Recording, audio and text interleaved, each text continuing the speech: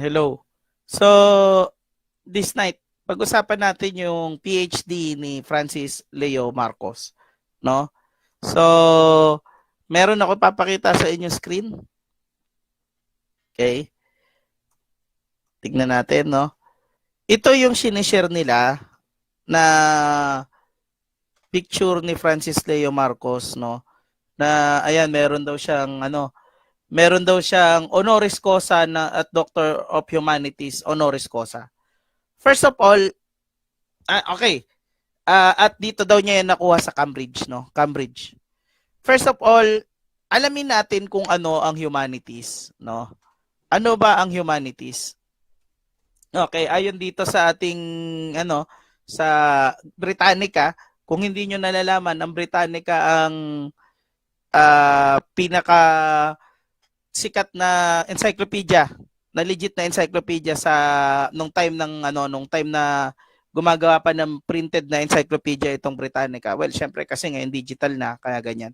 Okay. Humanities are those branches of knowledge that concern themselves with human beings and their culture or analytic and critical methods of inquiry derived from an appreciation of human values and of the unique ability of human spirit to express itself. So, ito yung pag-aaral, no, na may kaugnayan sa kultura ng mga tao at kung paano nila ine-express ang sarili nila. So, expression of oneself, 'di ba parang arts 'yun? 'Di ba? Humanities include the study of all languages, so literature, no? At saka linguistics. Ayan, literature, arts, history, and philosophy. So, kung culture yung pinag-uusapan dito at racist siya kay Makagago, paano siya nagkaroon ng PhD? Ulitin ko pinag-aaralan dito sa humanities ay culture, no? Culture ng tao, literature, history, at philosophy. So paano, at saka yung expression ng tao, no, kung paano niya ine-express yung sarili niya. So ayan, katulad yan, literature, language, and so on. So paano magkakaroon ng PhD si Francis Leo Marcos sa humanities kung hindi man lang siya marunong makipag-argue? At kung ang expression lang na alam niya ay yung puro mura, hindorotot, minuminuto. So, nakakapagtaka kung anong pinagagagawa nito ni... Ngayon, nakasulat dito, nakuha niya yung honoris causa niya sa Cambridge, no? Sa Cambridge. Pero dito naman, sa isang post, no? Nakuha niya, ang inatenan niya na tawag dito na graduation ceremony ay yung dito sa Brethren Evangelical School of Theology International. Binigyan dito kinonfer yung kanilang doctoral, no? Pero ayon sa CHED, 2018 pa lang, no? 2018 pa lang meron ng notice na wag maniwala, no? Dito sa mga, ayan nakasulat. Nasa na ba? Nakasulat, no, yung CHED nag-warning sa mga nag-i-issue ng fake honorary doctorate. Mamaya, tignan natin kung ano yung honoris causa, no? From an authorized higher educational institution. Okay, so saan nakuha? Tignan nyo, may mga video si Food Genius niyan yung graduation ni FLM at saka ni Dong Batalan, no?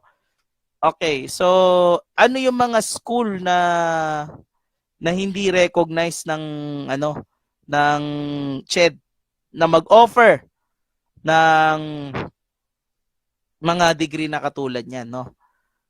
Okay. So, nasa na ba? Nasa na yung Brethren dito. Ayan, no, in 2018, it also issued a public notice calling out Brethren Evangelical School of Theology in Gapan, Nueva Ecija for conferring PhD in Humanities, major in social work. To alo. Oh my gosh. Dito sa Pilipinas, ayon sa batas, yung CHED lang, ayon sa charter ng CHED, sila lang yung pwedeng mag-regulate ng mga eskwelahan sa Pilipinas pagdating sa higher education. Including, no, ayan na, including mga nagbibigay ng PhD at saka ng nagko-confer ng master's degree. Ngayon, sabi mismo ng CHED na hindi nila kinikilala itong Brethren Evangelical School of Theology. So ngayon, ano yung pinagmamalaki ni FLM last time na siya daw ay top 1, top notcher ng kanyang no, yung top 1 daw siya ng kanyang klase doon sa kanyang doctorate degree. Ano ba ang honoris causa? No, ano ba ang honoris causa? Tignan natin no, sa anong sabi ng AI, sabi ng Gemini, no? Ang honoris causa, ang ibig sabihin niyan ay for the sake of honor. Ibig sabihin honorary degree. Pag sinabi nilang honorary degree, no, na binibigay yan ng academic institution na hindi mo na kailangan na gawin yung mga requirements para magkaroon ka. Honorary lang. Ibig sabihin, ano lang yan, parang pag sinabing honorary, ibig sabihin, binigay lang sa'yo for the sake na bibigyan ka, pero it doesn't mean ganun ka talaga. No, kunyari, pag sinabing honorary Filipino ka, so, for the sake of honor, you are a Filipino. Pero in fact, you are not. No? So, ngayon, pagka meron kang honoris causa, ibig sabihin yan, binigyan ka ng degree na honoris causa, pero hindi mo ginawa no, yung mga requirements such as matriculation, attendance, examination, and the presentation of dissertation. Paano ka magta-top 1 sa pagkakaroon mo ng PhD mo kung hindi ka naman nagpasa ng dissertation, hindi ka naman nag-exam at hindi ka naman gumawa ng mga academic requirements. So, ito na, no? Tanungin natin, no? Ano na lang ba ang hindi peke dito kay FLM? No? Ano na lang ba ang hindi peke kay FLM? Tignan nyo, no? Ito pa nakakapagtaka, no? Nakuha niya sa Brethren International School yung kanyang Brethren Evangelical School of Theology International yung kanyang PhD. Pero dito sa pinopost niya, meron siyang nakuha niya yan sa Cambridge. No? By the way, hindi nag-o-offer ang Cambridge ng PhD ng remote.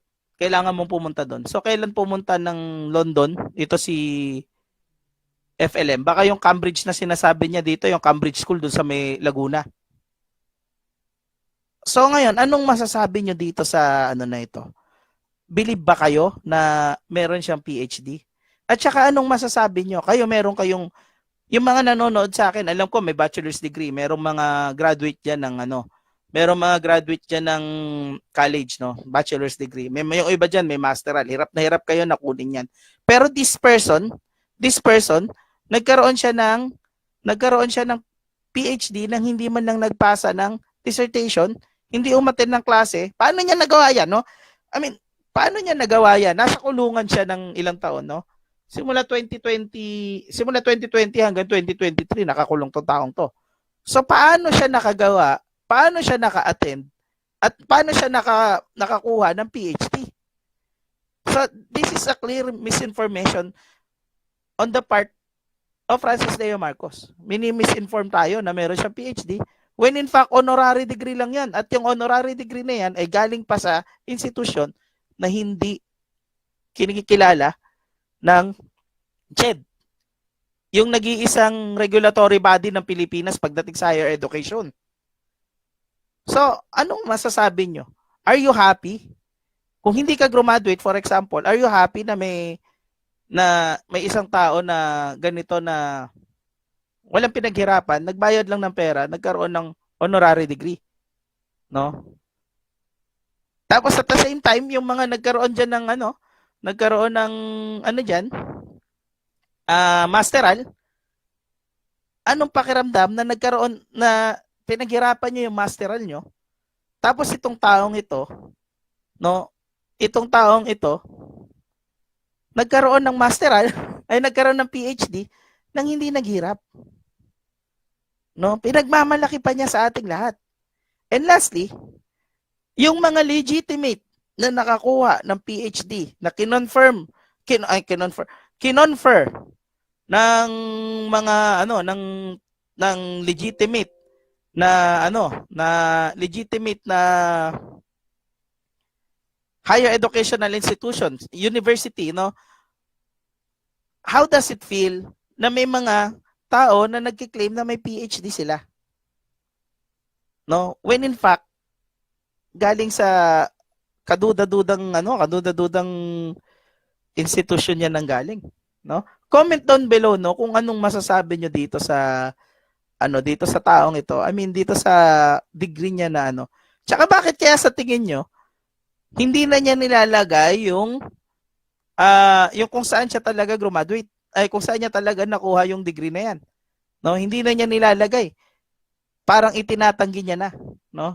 Parang itinatanggi niya na nagaling doon sa may Brethren Theological School yung kanyang PhD. Pinagpipilitan niya na galing ng Cambridge. Ngayon, at tapos at the same time, considering, sabihin natin, meron nga talaga siyang honorary degree, no? Meron nga talaga siyang honorary degree. It still begs the question, bakit mo pinagmamalaki ang honorary degree? No, paano ka naging top 1 sa honorary degree na hindi naman kinailangan na ikaw ay gumawa ng mga academic requirements diyan? Paano ka naging top 1?